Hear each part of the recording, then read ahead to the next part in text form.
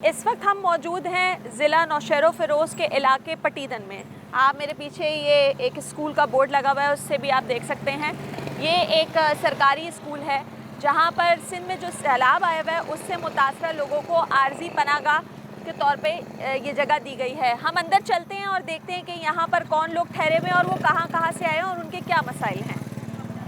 उधर हमारे कुछ नहीं बच्चे हैं, सिर्फ हम जान के जो कपड़े पहने हुए हैं और जो बच्चे साथ हैं वही लेकर आए हैं और कुछ नहीं बचे। हमारे बच्चे जो घर है बिल्कुल जैसे मिट्टी होती है ऐसे इसी तरह हुई है। ये वज़ीर आला आया था, वो कहते कि भाई ये पटीदन में सबसे ज़्यादा बारिश हुई है।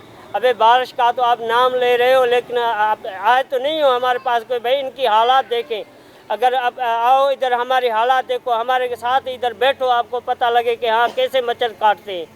नहीं लाइट की सहूलत है, किसी चीज़ की हमारे को सहूलत नहीं है। इधर हमारी सोए पड़े थे रात को 12 बजे, वहाँ पे जैसे ही आया वहाँ फर्श अलग हो गए, दीवारों से फर्श अलग हो गए, नीचे से फट गए, दीवारें ऐसे हिलने लगी, गिर रहे थे घर, सारे घर गिर गए हमारा।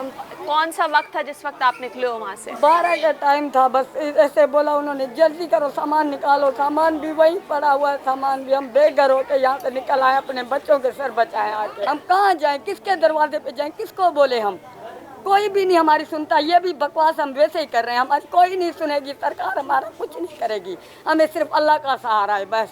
कल को स्कूल खुल जाएंगे तो क्या सोचा हुआ है आपने? हमने ये सोचा है तो हम हुकूमत को यही रिक्वेस्ट कहेंगे कि भाई वो डीजल या पेट्रोल लेकर आए, हमारे को आग लगाए, क्योंकि हमारा घर तो नहीं है, हम कहाँ जाएं? कुछ नहीं दे रहे हैं, नहीं खाना है, नहीं कोई चीज़ है, तो हम कहाँ जाएं?